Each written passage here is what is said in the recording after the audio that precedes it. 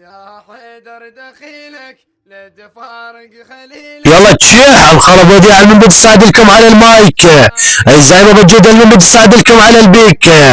ولكم وجروني خواتي القحبه، ابو علاء العسكاوي زايد اخ القحبه، ابو فهد العسكاوي تعالوا ولد القحبه، لاني تعرضكم شعب زلج، إلا نيت خواتكم بالشحاطة، إلا نيت خواتكم على البلاطة، إلا نيت خواتكم طعم البطاطا. أصعدهم ولد القحبة،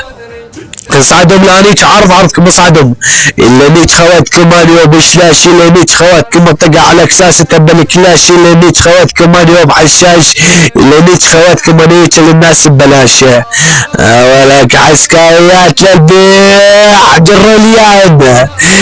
ولك بدي اشمت زب باكبر عسكرية تقول اني قحبة عسكرية، الا نيت خواتكم يا خواتنا القحبة. ولك ابو علاء العسكري رحنيت شختك احلامي، رحنيت وادفع بكسل اقلامي، رحنيت وبصرم على كسب الالحان، لا رانيت شختك بعير هذا يقولوا له الهان.